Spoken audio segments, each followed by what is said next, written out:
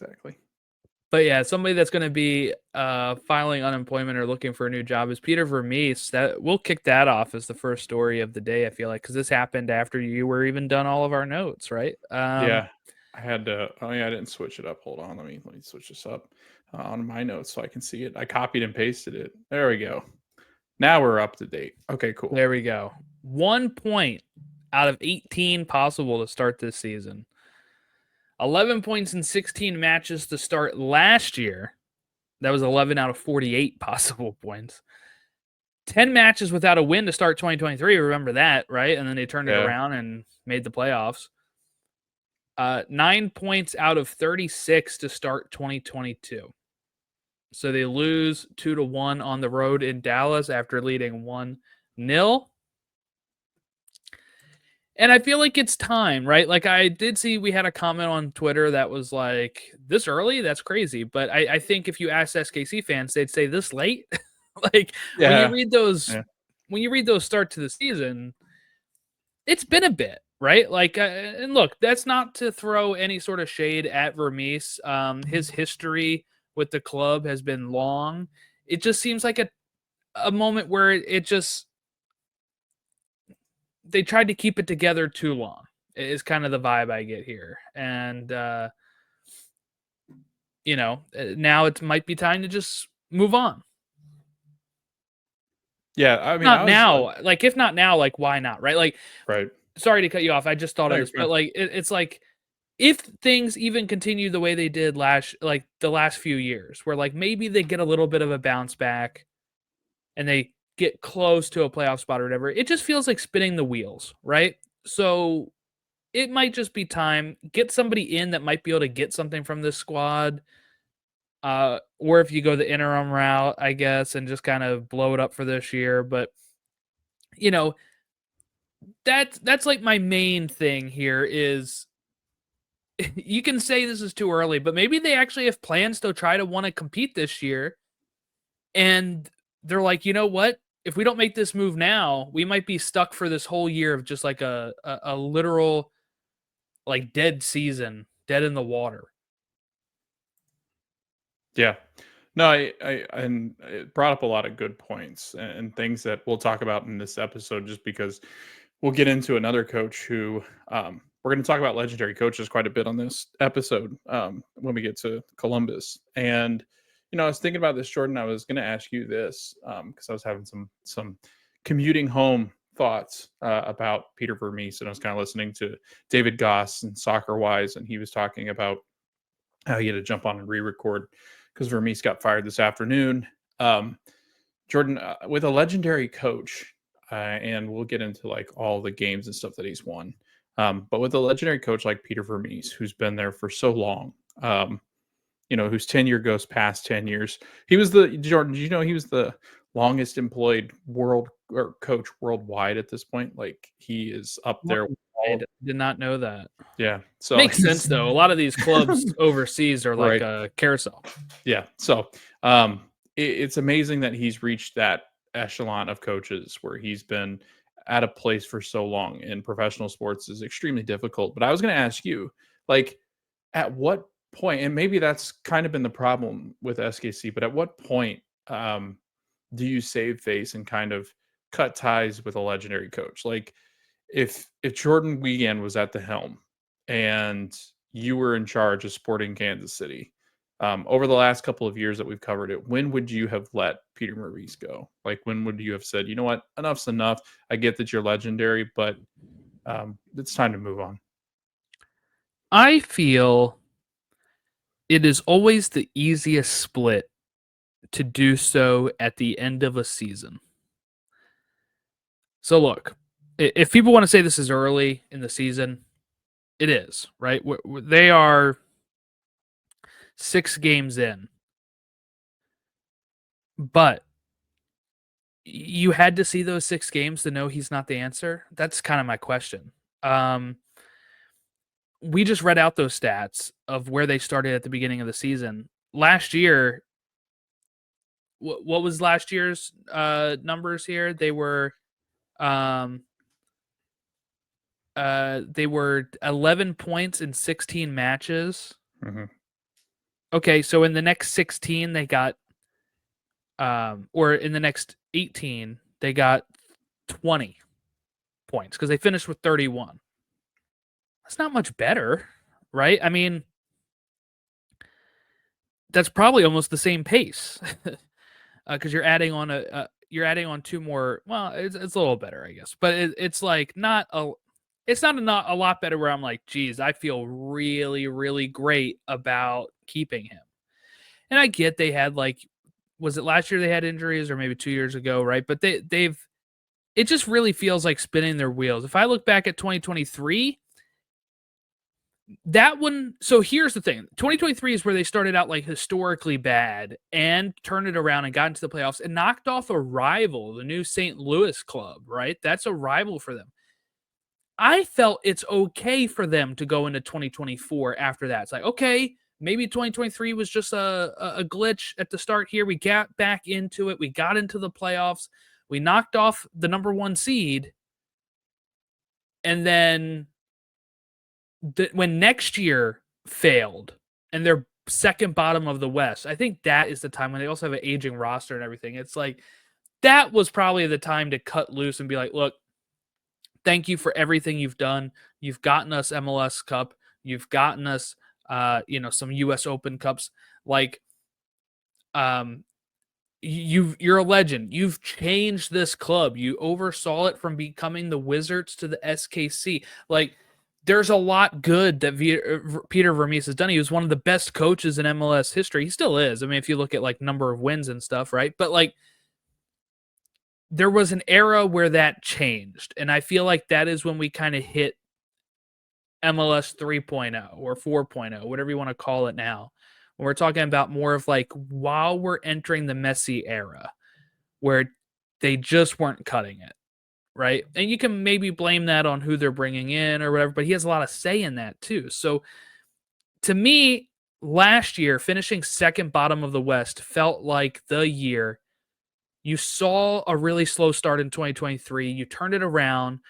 You felt positive going into 2024. Then you failed. That's probably the time to have cut losses. I don't know why going 6 games in.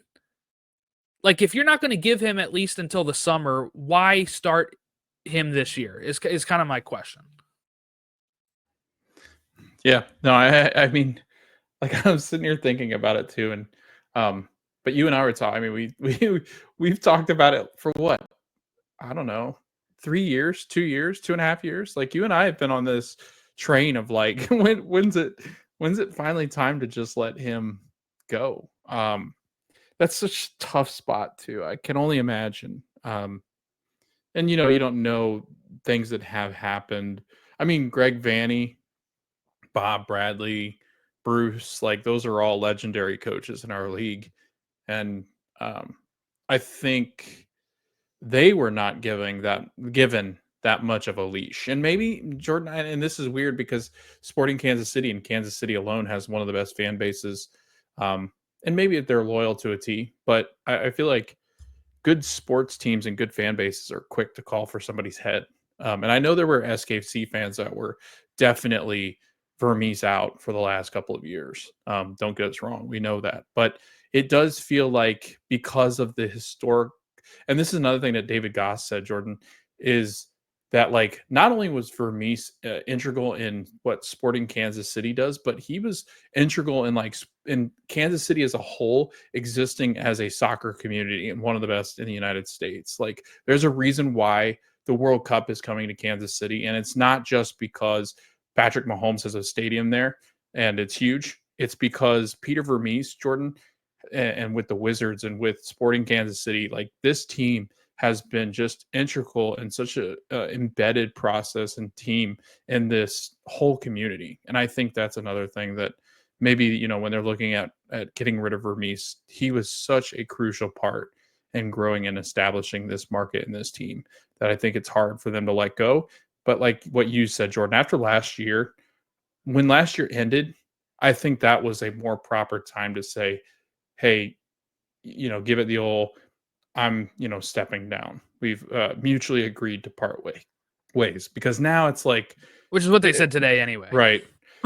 But now it does. Like, people can say this all they want, but now it does taint your reputation a little bit. Like, it gives you a little bit of a like, yeah, but man, you remember those last handful of years behind Vermes?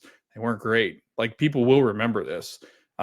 It's tough, but like, I do hope that Sporting Kansas City fans, and I know they probably do because they're really good sports base. They know what Peter had given to them. But I'm excited to kind of see what the direction of this club looks like, because this isn't a club that I feel like, Jordan, that'll just be really bad and tank it. I do feel like this club will be back in a couple of years under new direction, and I'll be interested to see where they go with the new managerial hire, because they've got some options out there. Yeah, like, what do you do? I feel like you can't, and this is where I feel like you're in a sticky situation of not just letting him go at the end of last year's, because now the talent pool for your manager search is maybe less. You do have some big names out there like Jim Curtin, right? Wolf, Courtois. Yeah, Like, Courtois. I mean, he just yeah. got let go from Montreal for nothing that's really his Yeah. fault. I feel like that'd be a good name. But some of these coaches now, they don't have time to really bring in anybody until the summer now.